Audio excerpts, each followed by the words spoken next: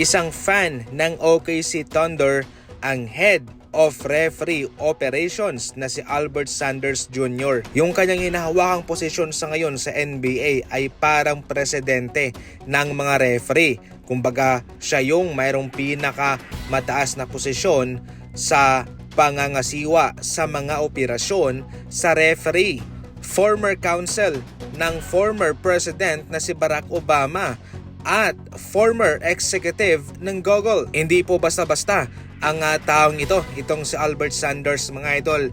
Makapangyarihan to patungkol sa kanyang posisyon. Pero alam nyo ba na itong si Albert Sanders ay isang avid na fan ng OKC Thunder? Way back 2012, sinusuporta niya ang OKC Thunder. Ito po ang kanyang tweet, mga idol Pero ngayon, kung kayo'y pupunta sa kanyang Twitter account o X account, ay hindi nyo na makikita ang kanyang account. Nag-deactivate na po ito. So para bang coincidence o good timing lang ba to na sa ngayon ay parang pinapaboran ng mga referee itong OKC Thunder sa mga tawag.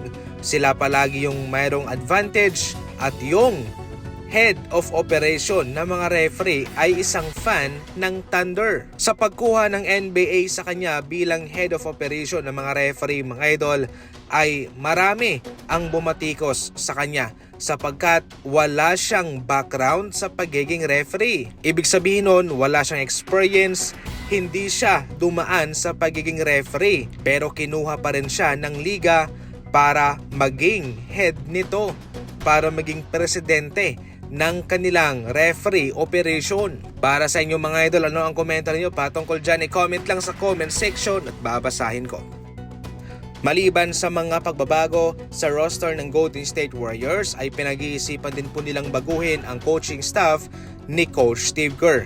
Itong si Shaun Livingston ay mayroon ng posisyon dati sa Golden State Warriors sa kanilang front office, pero ito'y umalis para mag-focus muna sa kanyang pamilya. Ngayon ay nababalitang posible itong ilagay na ng Warriors sa kanilang coaching staff sa layunin ng Warriors na baguhin ang kanilang gameplay, especially balanse, hindi lang nakadepende sa tres. Itong si Shaun Livingston ang napaka-perfect na assistant coach para kay Coach Steve Kerr para matulungan ang kanilang mga players na tumira din sa mid-range. Bagay sa Shaun Livingston, mid-range shooter ito. Siya ang eksperto dyan. Para sa Warriors, wala pa siyang na-miss na mid-range sa kanyang career. Kaya bilang isang assistant coach, malaki po ang kanyang maitutulong para sa Golden State Warriors at sa mga players nito para gawing balanse ang kanilang mga tira.